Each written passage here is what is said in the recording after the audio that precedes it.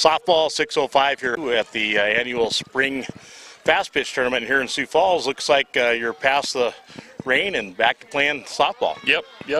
We kind of pushed it back an hour to start, and then we pushed it back another hour, and fields are a little muddy, but after a couple games they'll dry up and they'll be in good shape. Well, the clouds are cooperating right now, and that's a good news. Yes. They kind of got dark again, and I thought maybe it was going to rain again, but they're clearing up now, so I think it's going to be a good day. So.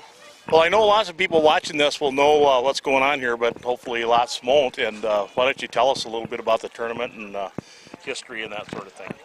Well, we've been doing it 6 years now. We started it, we had 1 year where we didn't get enough teams, but we do it as a fundraiser for our men's fastpitch team, kind of help pay for our league fees and tournaments that we get into. And we kind of enjoy doing this. It gives a nice small tournament for a lot of the local teams, and some of the teams, we got a few coming from Sioux City, Watertown, Yankton, so it's never really gotten too big. This is probably the biggest it's been, 17 teams this year, so which is nice. It's not too much to handle, I kind of keep it under control, so, but. Yeah, it looks like a real nice environment out here. I just kind of got done walking through the park here, and everybody's having a good time. Looks like some pretty good softball, too. Yes, got some pretty good teams. I got a couple of the Diamonds, Sioux Falls Diamond teams in here. They're always pretty salty, and got a fusion team. But then you got a couple teams from Sioux City that are pretty good.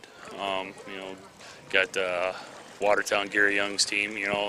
Always got pretty salty teams, so it's usually some pretty good competition, and a lot of the teams that are more of the rec teams, they like this tournament too. It's not a higher competitive tournament, they can compete a little bit. So yeah, that's one thing. We're kind of new to meeting a lot of you softball people, and one thing I found already about Gary Young is everything that guy does is he's thorough at it, isn't he? Yeah, he really helps out. He's really good for the game. He called me up this morning and made sure what time I was starting. He put it on the ASA website and Facebook, so he really helps out. He's really good for the game. So, well, looks like we got at least a good day of action. I don't know what the weather's going to do, but if it's safety, they won't be playing, and hopefully tomorrow it'll cooperate and you'll get all the games in. Yeah, we'll keep an eye on the weather. That's going to be our main thing. Get started here. We shortened it down to 60-minute time limits. Get everybody games in. That's what they're worried about this time of year. They want girls to get cuts and get that game experience. And as far as tomorrow, they're talking rain in the morning. So we'll see. Might have to do the same thing. Hope push it back. Not as many games tomorrow, so we can maybe start it early afternoon and still get it done. But we'll see. So. Well, I don't think it's a surprise to anybody who's here that it could be raining in the middle of May in South Dakota. Yeah, I know. It's funny. It's dry in April, and then the first few weekends it rains. And it seems like it just wants to rain on the weekends. But that's just the way it is. It's South Dakota. It's Midwest. You just you deal with it. I mean, we've all dealt with the rainouts. You just figure it out and just kind of go from there. So. Well, what you're doing here is good. I'm really glad you are, and we'll be around. Hopefully, get a few more interviews and get some games up for the kids and carry on. I suppose you're going to do this again next year. Yep. We'll keep doing this for as long as we're probably playing fast pitch, and then who knows? Maybe everybody likes it. We might just keep doing it just to do it, and maybe instead of using the money for our softball league, might donate it, or you never know. So, but that's for now. The plans are keep having it.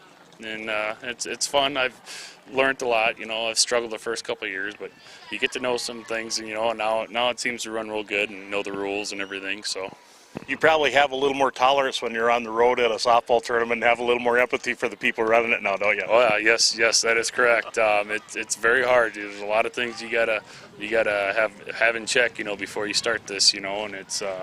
And it's been fun learning it, and I've had a lot of good people that help me through it. Gary being one of them, Scott Youngke, the Parks and Rec department, he helps me out with lining everybody up. Greg Morgan, he's my umpiring chief. He's real good help. Him and his wife run the ring neck tournament, so they're got a lot of experience there. So it's a nice guy to have here helping you out. So. Well, Dale, I'll let you get back to your duties, but thanks a lot for spending a little bit of time with Softball 605, and we're awful happy to be here. Hey, thanks a lot for the coverage. You bet. Thank you.